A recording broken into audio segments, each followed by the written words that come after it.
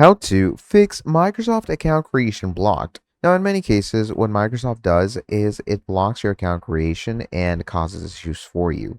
Now, how can you fix that?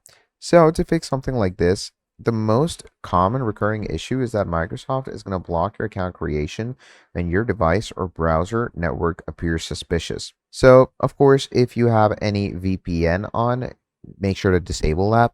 If you're in incognito, make sure to not be in incognito and make sure to wait 24 to 48 hours before trying again, or it's going to keep blocking your account. So do those steps and you should be good to go. And even if then it keeps recurring, simply come over to Microsoft's contact center. Okay.